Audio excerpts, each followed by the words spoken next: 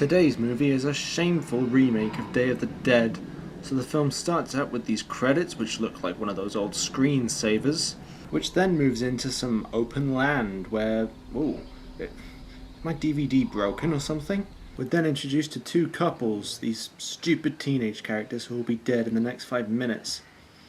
We then learn that there's a quarantine in town. Helping in this is Corporal Sarah, played by Mina Savari. Just who in their right mind made such an inappropriate casting decision? Mina Savari as a soldier. It'd be like casting Jean-Claude Van Damme as a chess player, or Oliver Platt as a wrestler. Oh, well, that shut me up. Turns out these parents aren't cooperating because they want to get their sick child to a doctor, but Sarah seems to recognise them, and then she relays some false information about going to a medical facility. She does this under the orders from Captain Rhodes. Did I just tell them the truth? Corporal, your orders are to keep this shithole town, your shithole town, sealed off. Ooh, I'm an asshole superior officer. Seriously, movie, could you not have found a more intelligent and subtle way of getting that across? Now to meet another character. A radio DJ with 4 chins. More on him later, but now it's time for one of the stupid teenage characters to serve their purpose. And die. Let's check in with our lead, and apparently she's been teamed up with someone who could very well be a love interest. Kinda wish it was something a little more exciting. Be careful what you wish for. I've seen exciting. You don't have to worry, nothing really happens in this town anyway. Yeah, seems like a real shithole. Where are we going anyway? My house. Oh, so you're from here? Born and raised. Well, it's kind of a charming shithole. Well, it's kind of an unfunny joke. Getting back to the subject of subtlety, someone really ought to have shown it to this actor. Look at the way he tries to get across how he likes this character. I mean, he's really not conveying his infatuation towards her any more than he is making himself look like a tit. Well, it seems that 2 of those teenage characters we met at the beginning aren't as throwaway as we thought, as one of them is the brother of Sarah, and oh, she walks in on them horsing around! How embarrassing! On a serious matter, their mother is sick, so she must be driven to the hospital. But first, Sarah, and Bud, as her teammate is named, pointlessly drive around to discover that some pointless characters have met their demise. On the drive back, they have this discussion. Why isn't your gun loaded? It's complicated. A soldier who doesn't reload her gun, and that's how they account for it, with, it's complicated. No flashback, not even an exposition, just, it's complicated. And just check out what Bud says in response to that. Cool. I'm a vegetarian, by the way. Thanks for just letting us know that out of the fucking blue, Mr. Captain Irrelevance. So anyway, they get the mother to the hospital, and evidently a lot of people are also sick. But never mind, that's not going to stop Bud from inquiring about her daughter's relationship status. I wish she were around more. Does she have a boyfriend? She's hot, huh? Oh, she's so hot. Yeah! Is anyone else's skin just crawling from that dialogue exchange? Things do get a little more serious when the father of the brother's girlfriend, who's also sick, suddenly transforms in a heat of CGI. So here we go, it's the first zombie we see in this film, and he makes quite an impression biting off the mother's face. Outside the hospital we have some hilarious spaz attack zombies. And we get a brief glimpse of the city going into absolute turmoil, and there's also some appalling stunt CGI. Look at that, ridiculous, and what's even worse is that he gets up completely unfazed. The hospital has also descended into chaos as we can see this inexplicable spider zombie. Spider-Man does whatever a spider can. I mean, what was the point? What were they thinking? This doesn't even help the zombie catch the victim. It achieves nothing except looking stupid. So as you can imagine from the amount of sick people there were in the waiting room, things well and truly go tits up. And Rhodes is killed in quick, forgettable fashion. Played by Ving Rhames as well. Excellent use of a famous actor there, movie. But he isn't done with yet, as he reanimates as a zombie and eats his own eyeball. Ugh, I think twice about eating while watching this. Well, actually, I'd think twice about even watching this period. Get it? Watching pun power! So while the zombified road has a bit of a ruckus with Sarah in the vents, we see that there are zombies on the ground level poking at the air vents. Why don't they just scale the ceiling like that zombie did earlier? Never mind, they escape, except Bud gets bitten while they're getting down from the vents. This soldier here, played by Nick Cannon, is insistent on shooting him, but Sarah is equally as insistent on keeping him alive. It turns out that Sarah's brother and his girlfriend fleed to the radio station operated by Fortunes. The brother sends out a distress call on the radio and uses the words anybody and somebody an amazing amount of times. And look, the zombie mother hears it. What the fuck? Back with the other party, and they decide to make a break for it out of the hospital.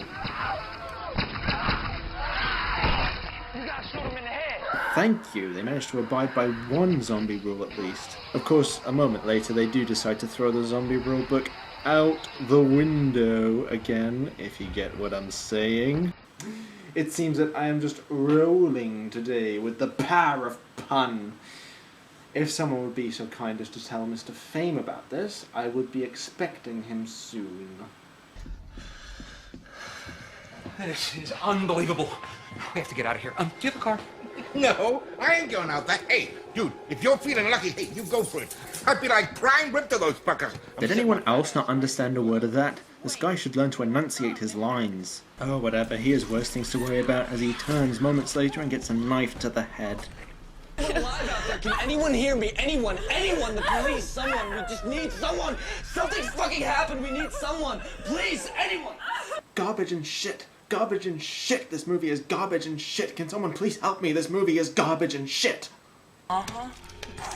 By the power of grace, go. Okay. Yeah. Stop fucking around and start loading the stuff up. So, after he stops fucking around and starts loading the shit up, they find that Bud has turned to a zombie. However, Sarah's reluctant to kill him. This means that they've rehashed the Bub storyline from the original Day of the Dead and what is some staggeringly bad writing. Why the fuck would they leave Bud in the back like that? He's at arm's length. He could easily lean forward and bite them. And how do these characters know that the Bud character is going to maintain something of himself prior to becoming infected? And it made sense in the original because the scientists chained the guy up and domesticated him and got to observe his behavior. This just makes no sense, and they're putting themselves at risk. And it was contextually meaningful in the original. We'd had 2 films prior to it where we'd seen nothing but zombies eating people. So it was kind of like, whoa, quite a change, and quite a feeling to see a zombie suddenly exhibiting some human characteristics. But in this, nothing, because we've only just started to see the zombies. And another thing.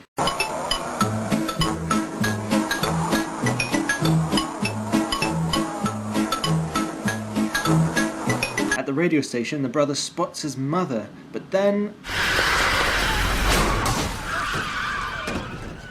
Trevor.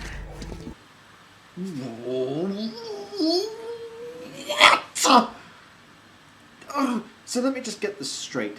There's some stranger who she's been partnered with in the army for a few hours. She insists on keeping alive, but her own mother? She just mows down like that? Where the fuck is the pillow? But this whole retardation isn't over with yet because they now put passengers in the back of the car right next to the zombie. He's a vegetarian. Right, okay, had enough. It's just absolute nonsense. Okay. The crew make a stop to pick up some supplies, but then find that there's a load of army soldiers who are zombies who've also retained an element of themselves as they're firing machine guns.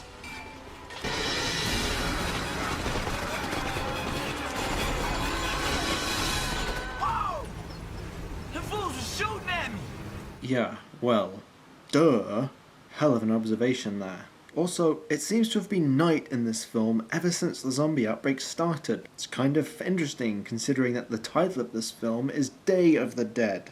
So the guys make it to some underground bunker where they find out that this scientist was responsible for this outbreak, as he was working on a team which was developing this virus to paralyze its victims for 72 hours, the idea being that they could infect soldiers of an opposing team. Oh, who cares? So Nick Cannon's character dies as he nonchalantly screams for Sarah to run.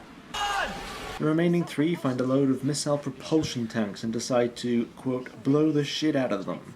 Sadly, the plan all goes a bit shit when Sarah gets caught. However, Bud fires the gun, and that causes the zombie to let her go, and then gets all the other zombies to tear him to pieces.